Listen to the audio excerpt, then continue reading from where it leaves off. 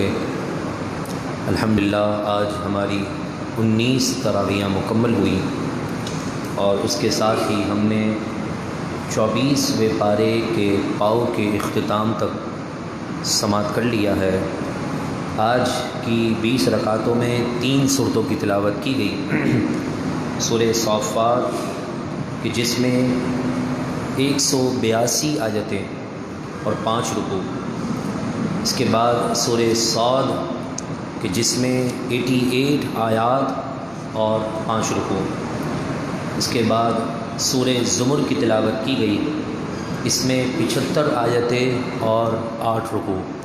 دعا ہے اللہ تبارک و تعالی ان آیتوں کی برکتیں ہم سب کو نصیب فرمائیں، اور رب العالمین اس میں نصیحت اور عبرت کی باتیں جو بیان ہوئیں جو ہم سن پائیں اور جو وقت کی قلت کی وجہ سے نہ سن سکیں، رب العالمین سب باتوں پر ہم سب کو عمل کرنے اور زندگی میں ایک بار ان باتوں کو سماعت کرنے کی توفیق عطا فرمائے۔ سورہ صافات کی ابتدا ہے اور اس میں اللہ تبارک و تعالی نے انبیاء اکرام علیہم الصلاۃ والسلام کے واقعات کو بیان فرمائے ہیں۔ اس میں حضرت ابراہیم، حضرت موسیٰ، حضرت ہارون اور حضرت نوح علیہ السلام، حضرت ادریس، حضرت الیاس اور حضرت لوط علیہ السلام کے واقعات اس صورت کے اندر موجود ہیں۔ اس صورت میں جہاں اللہ تبارک و تعالی نے حضرت نوح علیہ السلام کی قوم کا ذکر کیا اور یہ فرمایا کہ یہ قوم اس قدر اللہ تبارک و تعالی کی رحمت سے دور تھی اور اپنے نبی حضرت نوح علیہ السلام کو تکلیف اور ان کی شان میں بے ادبی کرتی تھی، تو ہم نے حضرت نوح کی تبلیغ انداز کو دیکھ کر انہیں سلام پیش کیا کہ سلام علی نوح فی العالمین، سلام ہو نوح پر تمام جہاں والوں میں، انا کذالک نجزی المحسنین کہ ہم نیکی کرنے والوں کو ایسا ہی صلاح دیتے ہیں۔ جو شخص اللہ کی رضا کے لیے دین کے کام میں اپنے آپ کو پیش کرتا ہے، ایسے خوش نصیبوں کے لیے رب تعالیٰ کا سلام بھی ہے اور رب تعالیٰ ایسے بندوں کو اچھے انداز میں صلاح بھی عطا فرماتا ہے۔ اس کے ساتھ حضرت ابراہیم کا واقعہ شروع ہوا۔ حضرت ابراہیم کا واقعہ وہ واقعہ کہ جب آپ کا نکاح ابھی ہوا تھا حضرت ہاجرہ سے رضی اللہ تعالی عنہا وسلام اللہ علیہا،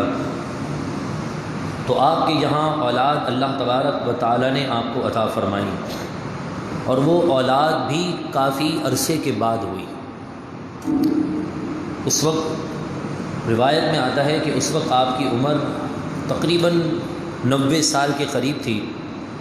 اور آپ کی زوجہ کی عمر بھی کچھ لگ بھگ اتنی ہی عرصے کی تھی۔ شادی کے اتنے عرصے کے بعد اولاد کا ملنا یہ بہت بڑا انعام ہے۔ ویسے بھی شادی کے فوراً بعد اولاد ملے کہ تاخیر سے ملے، یہ تو رب تعالیٰ کے دست قدرت میں ہے، اس میں انسان کا کوئی اختیار نہیں ہے۔ حضرت ابراہیم چونکہ خلیل اللہ ہیں، اللہ کے دوست خلیل ہیں، ان کی دعا کے بارے میں تو کسی کو شک ہوگا نہیں، اور وہ یقیناً دعائیں بھی مانگتے ہوں گے کہ مجھے وارث عطا فرما دے جو تیرے دین کا اور میری آنے والی نسل کا وارث ہو، میں اسے دین کی تعلیم دے کر وہ بھی آگے لوگوں تک دین پہنچائے۔ پھر کافی عرصے کے بعد اللہ تبارک و تعالی نے آپ کو یہ خوشخبری دی اور فرمایا فبشرناہ بغلام حلیم، ہم نے انہیں حلم والے لڑکے کی بشارت عطا فرمائی۔ وہ حضرت اسماعیل علیہ السلام ہیں کہ آپ کو اللہ تعالیٰ نے حضرت اسماعیل کی بشارت دی، اور پھر اس کے بعد جب آپ کے یہاں اولاد ہو گئی تو ایک اور آزمائش آپ پر ڈالی گئی۔ وہ آزمائش یہ تھی کہ اب آپ سے فرمایا گیا کہ اپنی زوجہ کو اور اپنے اس لخت جگر کو ایک ویران جگہ جسے آج خانہ کعبہ بیت اللہ شریف کے ارد گرد کی جو جگہ ہے، اس وقت کوئی بھی نہ تھا وہاں پر، صرف صفا اور مروہ کے پہاڑیاں تھیں اور مکہ ایک چاروں طرف سے پہاڑ کے بیچ میں گرا ہوا تھا۔ اس بیابان میں آپ اپنے بچے کو اور اپنی زوجہ کو چھوڑ کر چلے جائیں۔ اس واقعے کو سننے سے پہلے آپ یہ سمجھ لیں کہ اگر کوئی شخص شادی شدہ ہو اور شادی ہوتے ہی اسے کہیں باہر ملک سے جاب کی آفر آ جائے اور مجبوراً اسے جانا بھی پڑ جائے، اس کی جو کیفیت بنے گی اس کیفیت کو سامنے رکھ کر آپ سنیں کہ 90 سال کے عرصے کے بعد اولاد کا ملنا اور پھر اپنی زوجہ کو اپنی فیملی کے درمیان نہ چھوڑنا، بلکہ ایسی جگہ چھوڑنا نہ جہاں پانی ہے، نہ انسان ہے، نہ کھانے کی کوئی اشیاء موجود ہے۔ رب کا حکم تھا، آپ نے پورا کیا اور اپنی زوجہ کو اور اپنے بچے کو وہاں چھوڑ کر اللہ کے سپرد کر کے چلے گئے۔ کافی عرصے کے بعد 13 سال کا عرصہ گزر گیا، نہ آپ نے زوجہ کو دیکھا نہ بچے کو دیکھا۔ اب ان 13 سال کے عرصے کے بعد رب تعالیٰ نے آپ کو یہ حکم ارشاد فرمایا کہ جائیے اپنی اولاد سے اور اپنے گھر والوں سے ملاقات کر لیجئے۔ اب آپ جا رہے ہیں، ہونا تو یہ چاہیے تھا کہ اگر کوئی بندہ دبئی بھی جاب کے لیے جائے اور 4 سال کے بعد اولاد کے پاس لوٹ رہا ہو تو میرے خیال سے وہ عالی شان تحفے تحائف لے کر جائے گا، مگر رب تعالیٰ نے تحفہ بھی کون سا پسند فرمایا؟ فرمایا خواب میں آپ کو تحفے کی شکل دکھا دی، اور وہ خواب کیا تھا؟ قرآن فرماتا ہے فلما بلغ معه السعی، پھر جب وہ صاحبزادے ابراہیم کے ساتھ چلنے پھرنے کی عمر کو پہنچ گئے، یا بنیا، تو آپ نے اپنے بچے کو اپنے قریب بلا کر ایک بات کہی اور فرمایا اے میرے بیٹے، انی ارا فی المنام، میں خواب دیکھ رہا ہوں کہ انی اذبحک فانظر ماذا تری، کہ میں نے اس خواب میں یہ دیکھا کہ میں تجھے ذبح کر رہا ہوں، فانظر ماذا تری، بتا تیرا کیا خیال ہے۔ ہمارے جیسا ہوتا تو یقیناً نہ جانے کیا کیا کہنا شروع کر دیتا۔ ہمارے یہاں اولاد کو اگر دین کی بات پڑھانے کے لیے بھی پیش کیا جائے تو اس میں بھی اولاد کی اتنی ساری ڈیمانڈز ہوتی ہیں، یہ دو گے تو میں جاؤں گا، یہ کرو گے تو یہ کروں گا، وہ کرو گے تو یہ کروں گا۔ لیکن یہاں اولاد کیسی ہے، اللہ تعالیٰ نے کیسی اولاد دی۔ دعا کرتے ہیں حضرت اسماعیل کے صدقے سے اللہ تعالیٰ بے اولادوں کو ایسے عظیم صالحین جیسی نیک اولاد عطا فرمائیں۔ فانظر ماذا تری، تو بتائیے آپ کا کیا خیال ہے، آپ کی کیا رائے ہے؟ قال، بچے نے عرض کی یا ابت افعل ما تؤمر، پیارے بابا جان جو آپ کو حکم ملا ہے آپ کر دیجئے، مجھے حکم آپ کو یہ ملا نا خواب میں کہ آپ مجھے ذبح کریں تو ذبح کر دیں، ستجدنی انشاءاللہ، انشاءاللہ آپ مجھے من الصابرین، صبر کرنے والا پائیں گے، رب کے حکم کی خلاف ورزی کرنے والا مجھے آپ نہیں پائیں گے۔ پھر آپ نے چھری لی، اپنی زوجہ سے کہا کہ بچے کو تیار کر دو اور مجھے اسے لے کر جانا ہے، دوسرے شہر لے کر جانا ہے۔ آپ کی زوجہ نے بچے کو تیار کر دیا، آپ چل دیے۔ جب دونوں اس مقام پر پہنچے جہاں پر چھری، رسیاں اور دیگر ذبح کرنے کی اشیاء موجود تھی، تو آپ نے اپنے بچے کو پکڑا، رسی سے باندھا، آپ کے بچے نے کہا رک جائیے۔ فلما اسلما وتلہ للجبین، پھر جب دونوں اللہ کے حکم کے سامنے جھک گئے اور ابراہیم نے اپنے بیٹے کو پیشانی کے بل لٹا دیا، جب بیٹے نے کہا کہ بابا جان رک جائیے، تو تفسیر کی کتابوں میں آتا ہے والد محترم نے بچے سے پوچھا کیا تو میرے اور میرے رب کے حکم کے درمیان آڑ بننا چاہتا ہے، کیوں رکنے کا حکم دیا؟ بچے نے جواب دیا بابا جان اس لیے نہیں کہ میں آپ کے اور آپ کے رب کے حکم کے درمیان آڑ بن جاؤں، آپ مجھے الٹا لٹا دیجیے، سیدھا لٹائیں گے تو ہو سکتا ہے کہ میں ہاتھ پاؤں ہلاؤں تکلیف کی وجہ سے، تو کوئی دنیا کا کہنے والا یہ نہ کہہ دے کہ خلیل کا بیٹا ہے، رب کے حکم کے آرے آ رہا ہے، لہذا آپ مجھے چت یعنی الٹا لٹا دیجئے، اور پھر میرے اوپر آپ جس طرح سوار ہوتے ہیں اس طرح آپ مجھ پر جو ہے وہ سوار ہو جائیے۔ قرآن نے اس نقشے کو کتنے پیارے انداز میں کھینچ کر بیان کیا کہ وَتَلَّهُ لِلْجَبِينِ، اور جب ابراہیم نے اپنے بیٹے کو پیشانی کے بل لٹا دیا یعنی الٹا لٹا دیا، پھر جیسے ہی چھری تیز کی تو پھر کہا حضرت اسماعیل نے رک جائیے۔ اب رب تعالیٰ کے اس برگزیدہ نے جب رکنے کا حکم دیا تو پھر حضرت ابراہیم نے پوچھا کیا میرے اور رب کے حکم کے درمیان آر بننا چاہتا ہے؟ کہا نہیں بابا جان، آپ میرے ہاتھ پاؤں باندھ دیجئے کہ کہیں ایسا نہ ہو کہ تکلیف کی وجہ سے میں ہاتھ پاؤں ہلاؤں اور دنیا آپ کو خلیل رب کا تسلیم کرتی ہے کہ کہیں آپ پر انگلی نہ اٹھائے، لہذا آپ میرے ہاتھ پاؤں باندھ دیجئے۔ ہاتھ پاؤں بھی باندھ دیے گئے، چھری بھی تیز ہو گئی، اب بس چھری گلے پر پھڑنی تھی۔ پھر بچے نے کہا رک جائیے۔ اب حضرت ابراہیم نے یہی بات دہرائی کہ کیا میرے اور رب کے حکم کے درمیان آر بننا چاہتا ہے؟ کہا کہ نہیں بابا جان، ایک کام کیجیے، آپ آنکھ پر پٹی باندھ لیں، ایسا نہ ہو کہ آپ جب ہاتھ سے میرے گلے کو ذبح کر رہے ہوں تو آپ کے ہاتھ کانپ نہ جائیں کہ میں اپنے ہی ہاتھوں سے بچے کو ذبح کر رہا ہوں اپنے، تو اس لیے آپ اپنے آنکھوں پر پٹی باندھ لیجئے۔ پٹی باندھ لی گئی۔ قرآن کیا فرماتا ہے؟ جیسے ہی چھری چلنے لگی، وَنَادَيْنَاهُ أَن يَا إِبْرَاهِيمُ، ہم نے پکار کر آواز دی ابراہیم کو کہ اے ابراہیم، قد صدقت الرؤیا، تم نے اپنا خواب سچا کر دکھایا ہے، انا کذالک نجزی المحسنین، بے شک ہم نیکی کرنے والوں کو ایسا ہی صلا دیتے ہیں، ان ھذا لہو البلاء المبین، یقیناً یہ کھلی آزمائش تھی۔ اگر آج کہا جائے کہ آپ دین کی خاطر بچے کو ایسے ہاسٹل اور اسکول اور کالج اور دینی تعلیم میں داخل کروا دیں جو بچہ مہینوں کے بعد، ہفتوں کے بعد آپ سے ملنے کے لیے آئے، تو ماں باپ تیار نہیں ہوں گے۔ وہ کہیں گے یار ہم شہر کراچی میں رہتے ہیں تو ہم کیسے جو ہے اپنے بچے کو 15-20 دن یا 1 مہینے تک نہ دیکھیں، ہمارا دل کیسے گوارا کرے گا؟ لیکن یہاں تو ذبح کی بات ہے، 2 ہفتے 3 ہفتے مہینے بھر کے لیے بچے کو اپنے سے جدا کرنے کی بات نہیں۔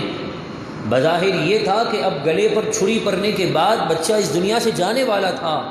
قرآن نے بھی اس کی گواہی دی اور فرمایا ان ھذا لہو البلاء المبین، کہ یقیناً یہ ضرور کھلی آزمائش ہے۔ بہت خطرناک معاملہ ہوتا ہے کہ اپنے ہی ہاتھوں سے اپنے ہاتھ میں بچہ دم توڑ دینا، تو باپ کی کیفیت دیکھنے جیسی ہوتی ہے، اور پھر باپ بچے کو ہی ذبح کر رہا ہو تو پھر یہ کیا معاملہ ہوگا۔ یہ منظر دنیا نے دیکھ تو لیا، لیکن قیامت تک پھر یہ منظر کبھی دیکھا نہیں جا سکتا کہ اللہ تعالیٰ نے حضرت ابراہیم کو ایسی آزمائش میں مبتلا کیا، آپ نے سارے آزمائش کے وہ میدان پار کیے، تبھی اللہ نے آپ کو خلیل اپنا دوست قرار دیا تھا۔ فرمایا کہ ان ھذا لہو البلاء المبین وفدیناہ بذبح عظیم، اور ہم نے بہت بڑا ذبیحہ اسماعیل کے بدلے انہیں عطا کر دیا۔ چھری تو آپ نے پھیر دی تھی، مگر رب تعالیٰ نے آپ کی اس نیکی کو قبول فرما کر جنت سے ایک مینڈا بیچ دیا، اور اسے آپ حضرت اسماعیل کی جگہ ذبح کر دیا گیا، اور پھر اس سنت کو تا صبح قیامت مسلمانوں کے درمیان رائج کر دیا اس نام کے ساتھ کہ سنت ابراہیم ادا کرنا ہے۔ اب جب یہ اتنی پیاری سنت ہو گئی تو حاجی جب تک حج کرتے رہیں گے یہ سنت کو زندہ کرتے رہیں گے۔ جب آپ لے جا رہے تھے اپنے بچے کو تو شیطان 3 مرتبہ آپ کے آڑے آیا تھا اور کہا کیا کر رہا ہے، یہ تو خواب ہے، کوئی وحی خدا تھوڑی ہے، ابراہیم اللہ تعالیٰ جبریل کو بھیج کر بھی یہ حکم دے سکتا تھا۔ تو آپ نے فرمایا ملعون دور ہو جا مجھ سے، تو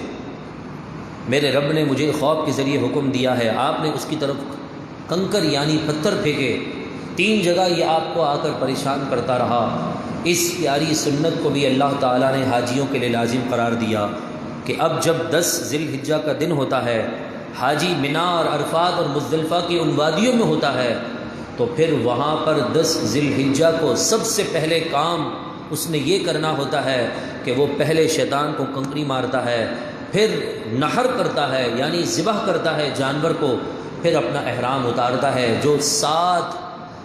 جو ہے ذی الحجہ کی عشاء کے بعد یا پھر 8 ذی الحجہ کو فجر کے بعد احرام باندھا ہوتا ہے۔ یہ 2 سوا 2 ڈھائی دن کا عرصہ جو اس نے مسلسل احرام میں رکھا ہوتا ہے، اس قربانی کے بعد اب اسے اجازت ہے کہ وہ احرام کھول لے، پھر جو ہے وہ طواف زیارہ کے لیے جائے، وہ ایک الگ معاملہ ہے۔ دعا کرتے ہیں اللہ تبارک و تعالی ان آیات کی برکت سے ہمیں بھی جلد حج بیت اللہ نصیب فرمائیں، اور جب سنت ابراہیمی کی ادائیگی کا وقت آئے تو اللہ تبارک و تعالی ہم سب کو اور ہماری آنے والی تمام نسلوں کو حضرت ابراہیم کی اس پیاری سنت کو زندہ کرنے کی توفیق عطا فرمائیں۔ حضرت ابراہیم کا یہ واقعہ یقیناً جہاں یہ درس دے رہا ہے کہ ہم نے رب کے حکم پر، رب تعالیٰ نے ابراہیم علیہ السلام کو حکم دیا بیٹے کو ذبح کرے، آپ نے کرنے کے لیے کوشش کر دی، ہمیں حکم ملا کہ ہم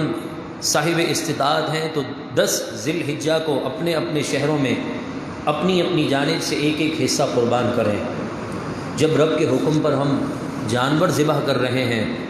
اسی رب نے اگر حکم دیا اور اس کے دین نے جب حکم دیا تو انشاءاللہ اپنے بچوں بلکہ بچے تو دور اپنی جانیں بھی دین پر لٹا دیں گے انشاءاللہ۔ بس یہ آج کے اس عظیم واقعے کا پیغام ہے۔ پھر اس کے بعد سورہ صاد اور سورہ زمر کا آغاز ہوتا ہے۔ سورہ صاد کے اندر بھی اللہ تبارک و تعالی نے حضرت سلیمان علیہ السلام کے اس واقعے کو جو ہم نے 2 دن قبل سماعت کیا تھا، اس کو آگے بڑھاتے ہوئے اللہ رب العزت نے ارشاد فرمایا کہ ہم نے داؤد علیہ السلام کا وارث سلیمان کو بنایا اور انہیں ایسی سلطنت دی کہ ایسی سلطنت پھر کسی کو ہم نے عطا نہ کی۔ وَلَقَدْ فَتَنَّا سُلَيْمَانَ وَأَلْقَيْنَا عَلَىٰ كُرْسِيِّهِ جَسَدًا ثُمَّ أَنَابَ، بے شک ہم نے سلیمان علیہ السلام کی آزمائش کی، ان کی کرسی پر ایک جسم ڈال کر پھر انہوں نے ہماری طرف رجوع کیا۔ واقعہ کچھ ایسا تھا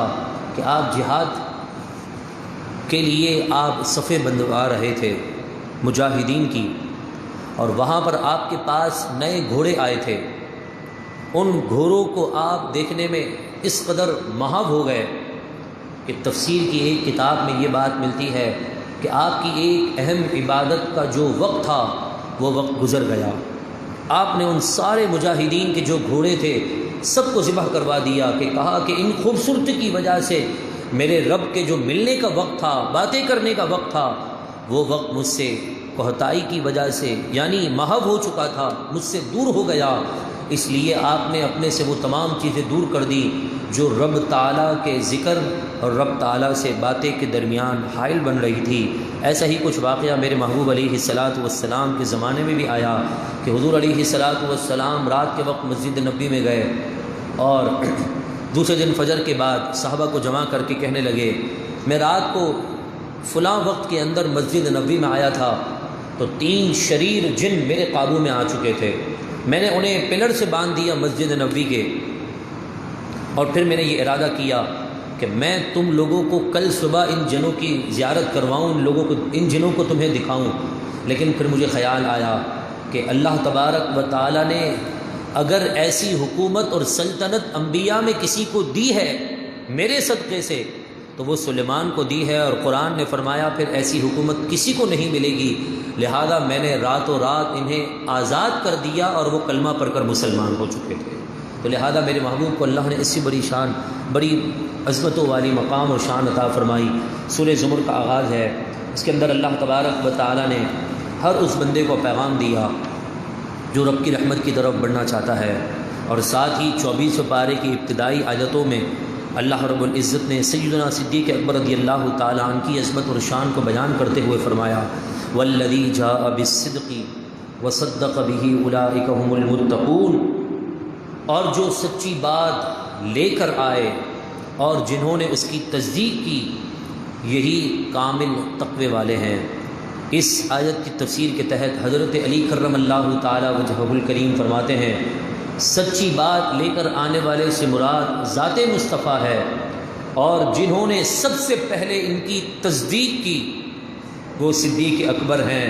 تو فرمایا میرے محبوب کی بات کی تصدیق کرنے والے کے لیے اللہ نے قرآن کے الفاظ کے اندر انہیں متقی فرمایا۔ صدیق اکبر کو اللہ نے کہیں صاحب یعنی حضور کا ساتھی قرار دیا، اور کہیں یہ فرمایا اولئک هم المتقون، وہی کامل متقی ہیں۔ اب 2 دن کے بعد آپ دیکھیے گا کچھ کالے قسم کے لوگ صدیق اکبر پر بھوکتے ہوئے نظر آئیں گے، مگر ایک حدیث پاک میں آپ کو سنا دوں، بخاری شریف کی حدیث پاک ہے، اللہ کے نبی علیہ الصلاۃ والسلام نے فرمایا، صحابی روایت کرتے ہیں کہ حضور نے ایک مرتبہ صدیق اکبر کا ہاتھ ایسے پکڑا اور ایک مرتبہ ایسے پکڑا، یعنی دوسرا ہاتھ فاروق اعظم رضی اللہ تعالیٰ عنہ کا بائیں ہاتھ سے اس طرح پکڑا۔ آپ کو اگر میں سمجھاؤں تو اس کی مثال آپ ایسے سمجھیں کہ آپ کہیں بھیڑ میں جا رہے ہوں اور آپ اپنے بچے کے ساتھ ہوں، تو پہلے ہم بچے کو انگلی پکڑاتے ہیں نارمل راستے میں، اور جب بھیڑ آ جاتی ہے، رش آ جاتا ہے، تو ہم بچے کو انگلی چھوڑ کر اس کا ہاتھ تھام لیتے ہیں۔ دو ہاتھ پکڑنے کے انداز ہوتے ہیں، ایک تو بچہ آپ کی انگلی پکڑ لے اور ساتھ ساتھ چل رہا ہے، نارمل یعنی رش نہیں ہے، نارمل راستہ ہے، لیکن ایک رش آ جاتا ہے تو آپ بچے کا ہاتھ یوں پکڑ لیتے ہیں یہاں سے۔ تو صحابی کہتے ہیں چاہتے تو حضور صدیق اکبر کو اپنا ہاتھ پکڑوا دیتے، یا ان کو کہتے کہ میری انگلی پکڑ لو، میرا ہاتھ پکڑ لو، ایسا بھی ہو سکتا تھا، یہ بھی بہت برکت کی بات تھی۔ لیکن فرماتے ہیں کہ صحابی رسول اس وقت اللہ کے محبوب نے صدیق اکبر کا ہاتھ یوں پکڑ لیا اور ادھر سے فاروق اعظم کا ہاتھ پکڑ لیا اور کہا لوگوں گواہ رہنا، جس طرح ابھی ہم لوگ موجود ہیں، قیامت کے دن بھی اسی طرح جنت میں سب سے پہلے ہم داخل ہوں گے۔ تو سیدنا صدیق اکبر رضی اللہ تعالیٰ عنہ کی شان تو پھر وراء الورا ہے۔ خود فرماتے ہیں میرے محبوب کہ میں نے سب کا احسان اتار دیا، مگر صدیق اکبر کا احسان قیامت کے دن اللہ اتارے گا، اور وہ کس طرح اتارے گا؟ تفسیر ابن عباس کے ایک قول کے اندر ملتا ہے، فرمایا کہ جب سارے جنتی جنت میں پہنچ جائیں گے نا، اللہ تعالیٰ سب کو دیدار کروا دے گا، سب جنتی رب کے دیدار سے مشرف ہو جائیں گے، خوش ہوں گے۔ پھر اس کے بعد اللہ تبارک و تعالیٰ سب سے فرمائے گا اے لوگوں جنتیوں اپنی نظریں نیچی کر دو، سب لوگ اپنی نظریں نیچی کر دیں گے۔ پھر اس کے بعد اعلان ہوگا کہ میرے محبوب نے فرمایا تھا ابو بکر کا احسان رب اتارے گا۔ اب اللہ تبارک و تعالیٰ اکیلے میں خفیہ طور پر ساری جنتی مخلوق کی زیارت کے بعد عالی شان کے ساتھ صدیق اکبر کو اپنی خاص تجلیوں کے ساتھ اپنی زیارت نصیب فرمائے گا۔ تو یہ سیدنا صدیق اکبر رضی اللہ تعالیٰ عنہ کا مقام ہے۔ دعا کرتے ہیں اللہ تبارک و تعالیٰ ہمیں صالحین کا ادب اور احترام نصیب فرمائے، اور جو ایسے شریر لوگ ہیں نا رب العالمین ایسے شریر لوگوں کی شر سے ہماری حفاظت فرمائیں۔ گفتگو کے دوران کوئی بات کوئی جملہ جس سے توبہ لازم ہو رب کائنات معاف فرمائے، میرا اور آپ کا حامی و ناصر ہو۔ وما علینا الا البلاغ المبین۔ جہاں آپ اپنے گھر والوں کے لیے اپنے بچوں کے لیے دعا کریں، وہاں ہر نماز تراویح کے امام کے لیے اور میرے لیے بھی خاص دعا کریں۔ اللہ تبارک و تعالیٰ بقیہ ایام میں بھی ہمت، طاقت اور قوت کے ساتھ دیگر روزے اور نماز تراویح ادا کرنے کی ہم سب کو توفیق سے مالا مال فرمائے۔ سبحان ربک رب العزت عما یصفون وسلام علی